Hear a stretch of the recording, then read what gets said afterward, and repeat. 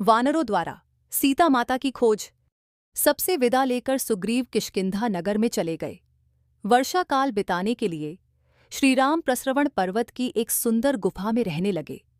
वर्षा ऋतु श्रीराम को बड़ी दुखदायी हो रही थी। कभी वे लक्ष्मण से कहते, सुग्रीव को तो स्त्री सुख के साथ साथ राज्य भी मिल गया, वह कितना सुखी है। मुझे पहले राज्य लक्ष्मी ने छोड़ दिया, फिर वन में आकर स्त्री ने, कहाँ जाऊं क्या करूं। उधर सुग्रीव ने बाली की स्त्री तारा से विवाह कर लिया। भोग विलास और मदिरा पान में वह डूब गया और श्रीराम को दिया हुआ अपना वचन बिल्कुल भूल गया। जब वर्षा समाप्त हो गई तो हनुमान जी ने सुग्रीव को अपने कर्तव्य की याद दिलाई। सेनापति नील को बुलाकर सुग्रीव ने आज्ञा दी कि 15 दिन के भीतर सब वानर राजधानी में आ जाए।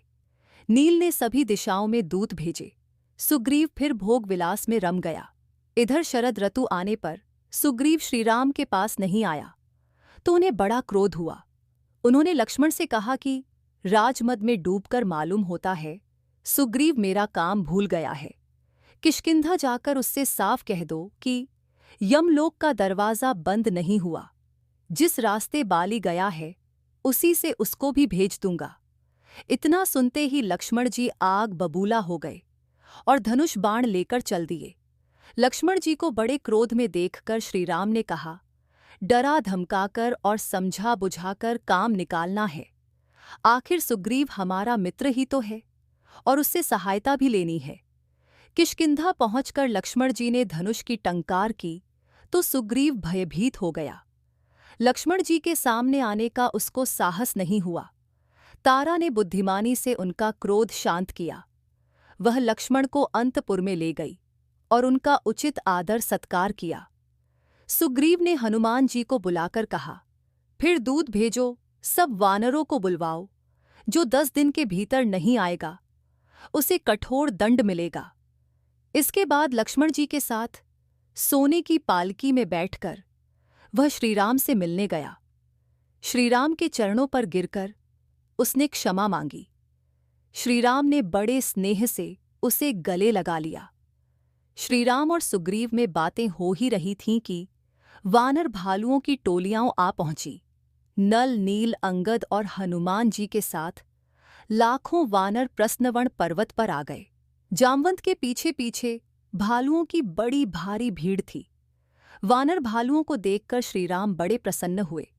श्रीराम ने सुग्रीव से कहा, भाई, पहले तो यह पता लगाना है कि सीता जीवित है अथवा नहीं। यदि जीवित है तो किस स्थिति में है।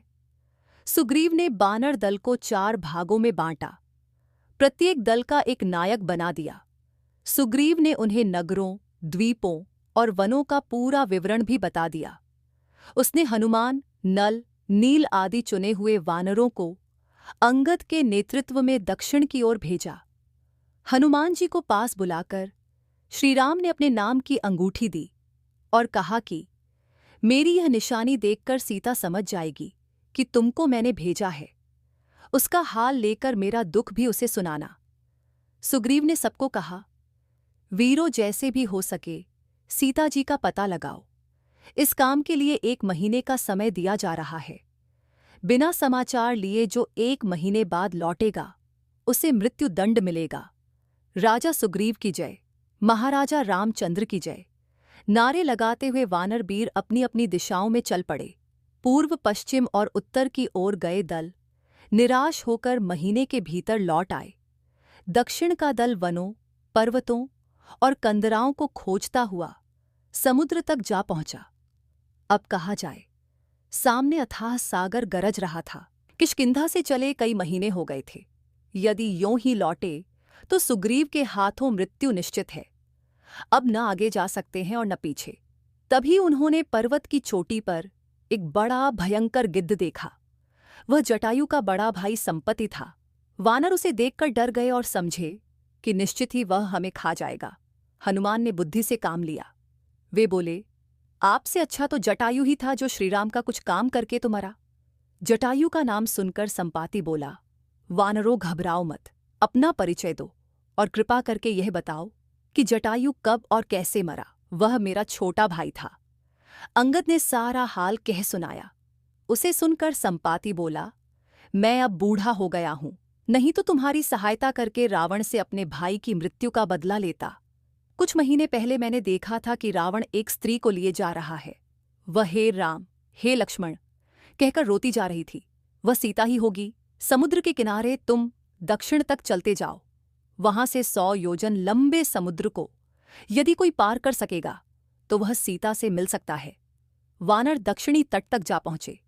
अब लंका पहुंचने की योजना पर विचार होने लगा।